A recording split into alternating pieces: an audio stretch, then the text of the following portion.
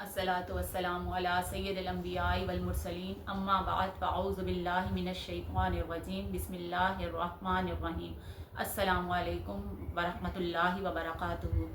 अल्हम्दुलिल्लाह, इस बार माह रमज़ानुल मुबारक के बाबरकत महीने में मदरसा सिरात मुस्तकीम की जानिब से खुलासा कुरान ऑन एयर पेश किया जा रहा है। लेकिन इससे पहले कमो पेश 12 सालों से मदरसा सिरात मुस्तकीम में नमाज तरावी और खुलासा कुरान पाक ऑन साइट पेश किया जाता था। आज मैं पारा नंबर 6 की सूरह निसा की कुछ आयत और सूरह मायदा की आयत बयान करने की सादत हासिल करूंगी। सूरत निसा आयत नंबर 148 में अल्लाह ताला इरशाद फरमाता है, अल्लाह ताला पसंद नहीं करता बुरी बात का ऐलान करना मगर मजलूम से, और अल्लाह सुनता जानता है। इस आयत से मालूम होता है कि अल्लाह ताला को बिल्कुल पसंद नहीं है ग़ीबत करना, चुगली करना, किसी के साथ बुरा सलूक करना और किसी को गाली देना। इसी तरह नबी करीम सल्लल्लाहु अलैहि वसल्लम ने फरमाया, मुसलमान मुसलमान का भाई है और वो ना उस पर जुल्म करता है और ना ही उसे गाली देता है। इस आयत के शान नज़ूल में एक वाक़या पेश करती हूँ कि एक शख्स था, वो किसी कौम में मेहमान बनकर गया और फिर उस कौम के लोगों ने उसकी मेहमान नवाजी ना की, और जब वो वहाँ से वापस आया तो फिर वो उनकी ऐबजोई बयान करने लगा और कहने लगा कि उन लोगों ने मेरी मेहमान नवाजी नहीं की। तो इस आयत को अल्लाह ताला ने नाजिल फरमाया और मना फरमाया मुसलमानों से कि अगर किसी के घर मेहमान बनकर जाएं और वो आपकी खातिरदारी ना करे, अच्छे तरीके से आपसे पेश ना आए, तो बाहर जाकर उसकी ऐबजोई ना करें, उसकी बुराई बयान ना करें और शिकवा शिकायत ना करें। अब देखें, अक्सर ऐसा भी होता है कि हम किसी के यहाँ मेहमान बन के जाते हैं या फिर कोई हमारे यहाँ आता है। अगर हम किसी के यहाँ मेहमान बन के जा रहे हैं तो ये हर एक का अपना तरीका है कि वो किस तरह मेहमान को ट्रीट करता है। अगर वो आपसे अच्छी तरह पेश नहीं आता, आपको कुछ खाने के लिए पेश नहीं करता, तो इसमें बुरा मनाने वाली कोई बात नहीं है। हो सकता है उस वक्त उसकी कंडीशन ऐसी ना हो या फिर उसके पास ऐसे वसाइल ना हो कि वो आपको कुछ पेश कर सके। तो ये औरतों में ख़ास तौर पर आदत शामिल होती है कि वो ऐबजोई बयान कर देती हैं। और इसी तरह जो है, अगर वो अब शख्स हमारे घर आया और फिर मैं भी उसके साथ वही एज इट इज़ सलूक करूँ, तो ये बिल्कुल अल्लाह ताला को पसंद नहीं। क्योंकि अगर हमारी हैसियत है, अगर कोई इस टाइम पर आए कि हम उसे खाना पेश कर सकते हैं, तो अच्छे से उसकी जो है मेहमान नवाजी करें,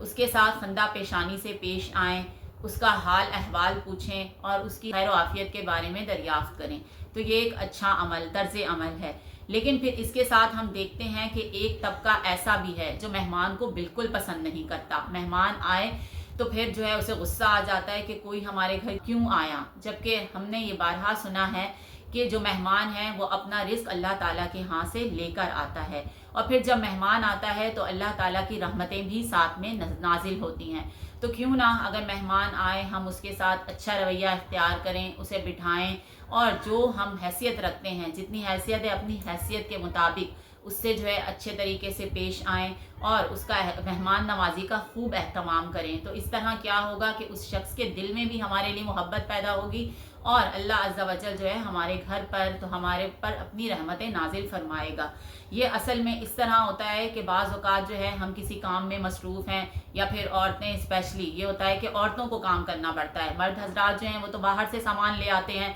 लेकिन औरतों को खाना बनाना है तो वो कहती हैं कि इस टाइम पे भाई ये क्यों आ गया, मेरे लिए मुसीबत बन गई। माज़अल्लाह कभी कभी हम ऐसे अल्फाज भी इस्तेमाल कर लेते हैं। तो अल्लाह ताला को ये सारी चीज़ें पसंद नहीं हैं, क्योंकि जैसे ही मैंने इस आयत में बयान किया कि अल्लाह ताला को किसी की ग़ीबत बयान करना पसंद नहीं, इसी तरह हम किसी को गाली दें, बदतमीज़ी करें, तो अल्लाह अज़्ज़ा वजल को भी इस तमाम चीज़ों से सख्त नफ़रत है। तो हमें सोचना चाहिए कि हमारा रवैया बाहर के लोगों से कैसा है। क्या हम किसी की दिल आज़ारी करते हैं या फिर किसी की ग़ीबत करते हैं या फिर किसी को बुरा भला कहते हैं और किसी को गाली ही दे देते हैं, तो अल्लाह अज़्ज़ा वजल इससे सख्त नाराज़ होता है। तो हमें इन तमाम मामलात का ध्यान रखना चाहिए और सोचना चाहिए कि अगर हमारे अंदर ऐसा तर्ज अमल है तो हमें उसे ख़त्म करें, बल्कि अल्लाह ताला की ज़्यादा से ज़्यादा रहमतें जो है समेटने की कोशिश करें।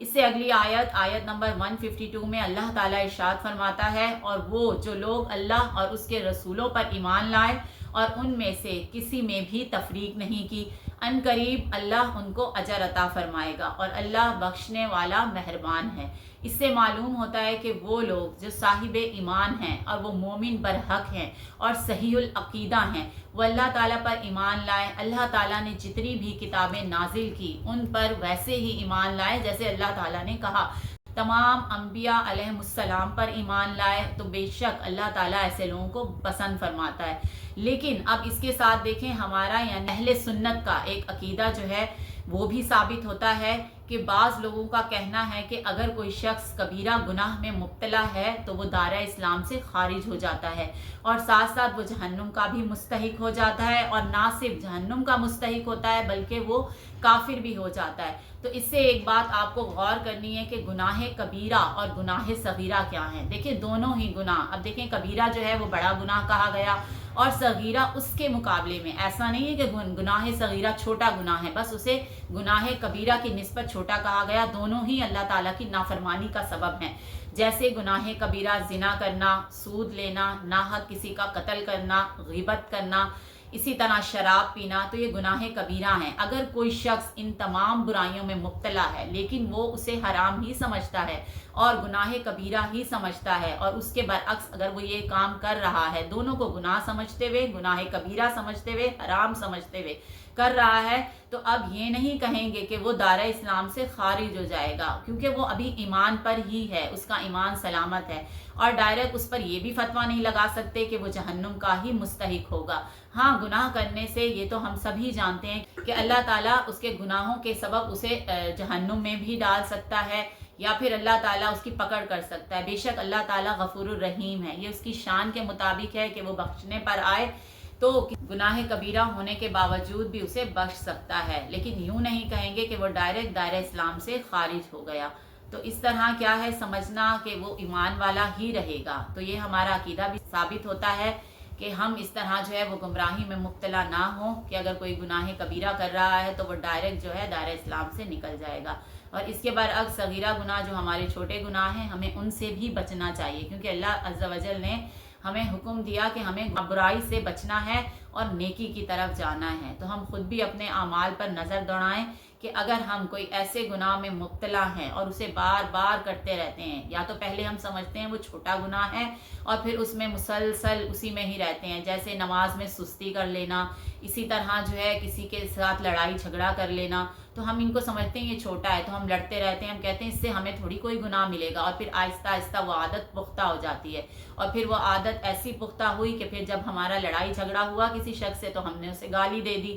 اور وہ حد تک جو ہے ہم نے اس گناہ کو اور مزید بڑھا دیا، یا پھر ہم اس کی برائیوں میں مبتلا ہو گئے۔ تو یہ چھوٹے گناہ بھی معمولی نہیں سمجھنے چاہیے، اللہ چاہے تو پکڑ سکتا ہے اور وہ چاہے تو وہ معاف کر سکتا ہے، جیسے کہ اس آیت میں بیان فرمایا کہ وہ بہت مہربان اور بخشنے والا ہے۔ اس سے آگے جو ہے سورۃ المائدہ کی آیت نمبر 2 پر میں کلام کروں گی۔ اس میں چند احکام بیان کیے گئے ہیں۔ پہلا حکم اللہ تعالیٰ نے بیان فرمایا کہ نیکی کے معاملے میں اور تقوی کے معاملے میں ایک دوسرے کے ساتھ تعاون کرو، اور گناہ اور زیادتی کے معاملے میں ایک دوسرے سے تعاون نہ کرو،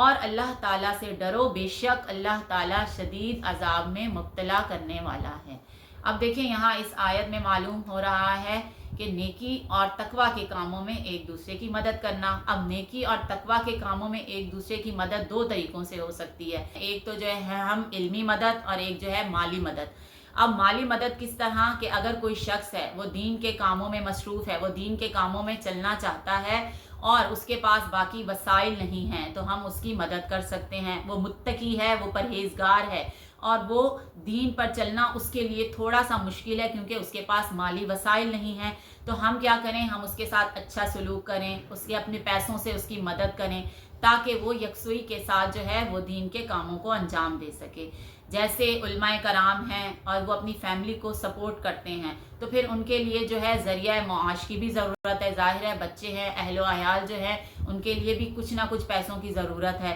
اب یہاں پر دیکھیں زیادہ تر لوگ جو ہے ان کو تنقید کا نشانہ بناتے ہیں، اور اکثر کہتے ہیں، جیسے ہم اکثر کہہ دیتے ہیں کہ فلاں مسجد کے امام صاحب جو ہیں وہ مسجد میں تو کچھ کام کرواتے ہی نہیں ہیں، یا فلاں عالم کو دیکھا ہے تم نے، وہ کچھ ایسے کام تو کرتا ہی نہیں ہے اپنے ادارے کے لیے، اور ادارہ ابھی تک ویسا کا ویسا ہے، اس میں کوئی تبدیلی ہی نہیں آئی۔ تو ان سے سوال کیا جائے گا کہ کیا ان کے اہل و عیال جو ان کی ذمہ داری ہیں تو کیا ان کو ڈاکہ ڈالیں، چوری کریں، یا پھر غیب سے ان کی مدد ہوگی تو پھر وہ آرام سے گھر پہ بیٹھ کر صرف دین کا ہی کام کر سکیں۔ تو یوں تنقید کرنے کے بجائے ان کی مدد کر دیں، یہ زیادہ بہتر نہیں ہے؟ جس طرح حضرت ابو بکر امیر المومنین بنے تو حضرت عمر فاروق رضی اللہ تعالیٰ عنہ نے انہیں بازار میں پایا اور پوچھا کہ آپ یہاں کیا کر رہے ہیں؟ تو انہوں نے فرمایا اگر میں یہاں نہ آؤں تو میرا گھر بار کیسے چلے؟ تو حضرت عمر فاروق رضی اللہ تعالیٰ عنہ نے فرمایا اگر آپ یہاں ہوں گے تو کار خلافت کیسے چلے گا؟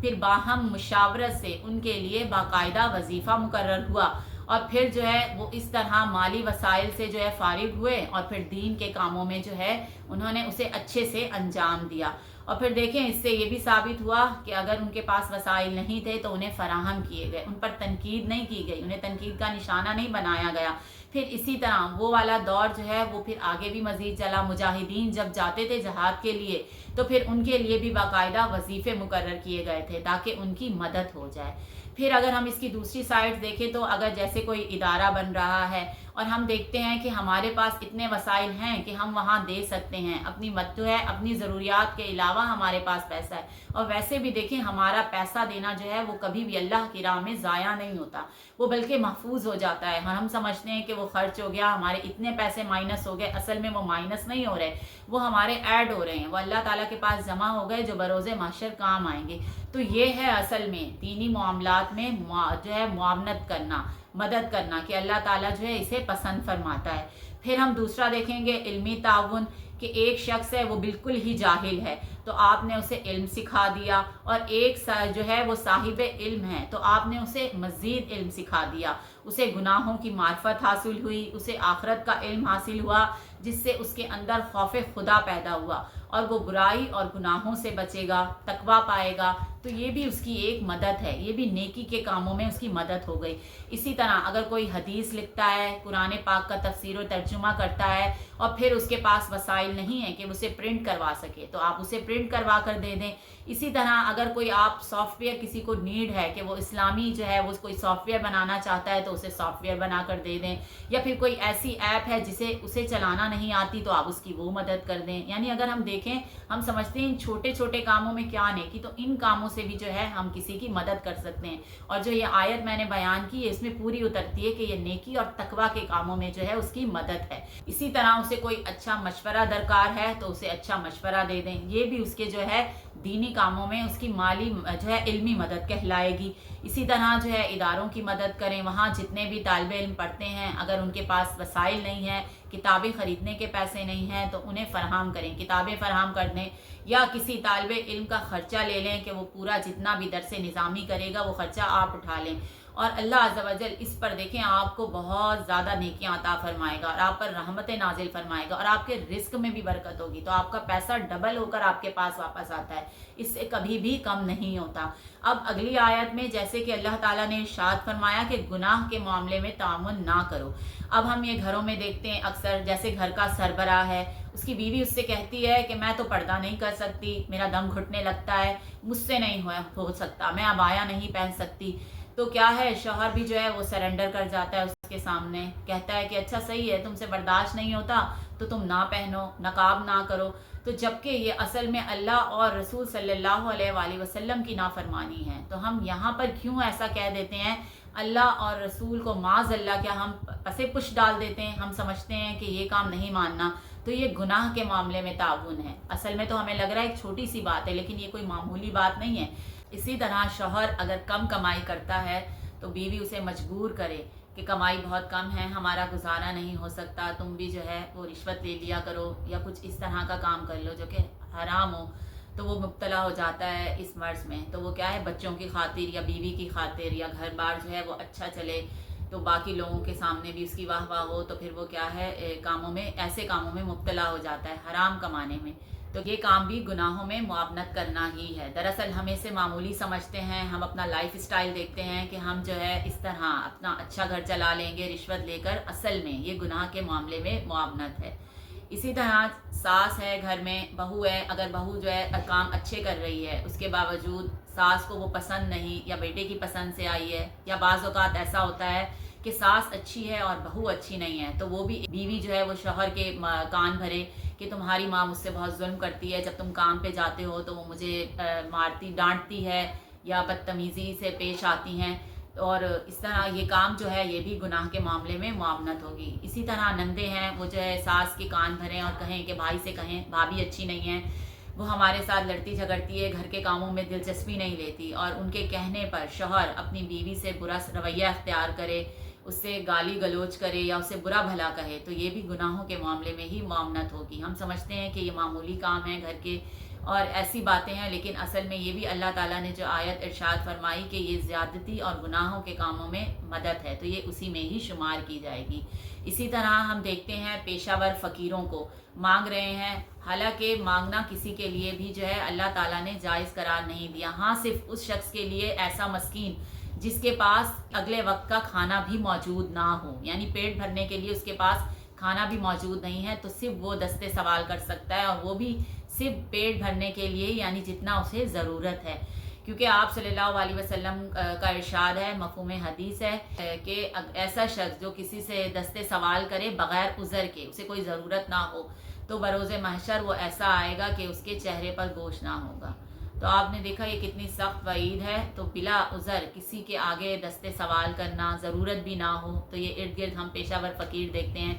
اگر وہ مانگ رہے ہیں تو ہم ہی ان کے گناہوں میں مدد کر دیتے ہیں، ہمیں لگتا ہے کہ وہ واقعی مستحق ہے، حالانکہ مستحق جاننے کے لیے ہمیں معلوم ہونا چاہیے کہ واقعی اس کے پاس کچھ موجود ہے یا نہیں ہے، اور پھر اللہ تعالیٰ اس پر جو ہے وہ عذاب بھی دینے والا ہے کہ اگر ہم کسی کے گناہوں کے معاملات میں اس طرح مدد کرتے ہیں تو کیا ہے، اس سے ہماری جو ہے پکڑ ہو سکتی ہے، کیونکہ اس آیت کے آخر میں اللہ تعالیٰ نے ارشاد فرمایا کہ وہ غضب دینے والا بھی ہے اور وہ پکڑ کرنے والا بھی ہے۔ بے شک اللہ تعالیٰ غفور الرحیم ہے، وہ معاف کرنے والا ہے، لیکن اللہ تعالیٰ کا جو ڈر ہے، یعنی اللہ تعالیٰ ہمیں عذاب میں بھی مبتلا کر سکتا ہے، یہ اس کی شان کے لائق ہے۔ آج جو کچھ بھی میں نے آپ کو یہاں بتایا اس پر اللہ تعالیٰ ہم سب کو عمل کرنے کی توفیق عطا فرمائے، اور اگر مجھ سے کوئی غلطی کوتاہی ہوئی ہے تو اللہ تعالیٰ اپنے حبیب صلی اللہ علیہ وسلم کے صدقے معاف کرے اور اسے ہمارے لیے ذریعہ نجات بنائے۔ وآخر دعوانا ان الحمد للہ رب العالمین۔ اگر اس طرح آپ نے مزید تفسیر قرآن پاک کی اور ویڈیو دیکھنی ہے تو ہمارے چینل مدرسہ صراط مستقیم کو لائک کیجئے، شیئر اینڈ سبسکرائب کیجئے، اور آپ سب سے گزارش ہے کہ ہمارا مدرسہ صراط مستقیم جو کہ ابھی زیر تعمیر ہے، جہاں پر بچوں کو اور بڑوں کو اور خواتین کو اسپیشلی تعلیم دی جاتی ہے، اس کے لیے زیادہ سے زیادہ تعاون کیجئے، کیونکہ اللہ تعالیٰ کی راہ میں دیا گیا پیسہ آپ کا کبھی بھی ضائع نہیں جاتا، اور وہ آپ کے لیے ذریعہ نجات بنے گا۔ تو نیچے دیے گئے ڈسکرپشن باکس میں ہمارا نمبر موجود ہے، آپ اس پر جو ہے زکوٰۃ، صدقات، عطیات دینے کے لیے اس نمبر پر رابطہ کر سکتے ہیں۔ جزاک اللہ خیر۔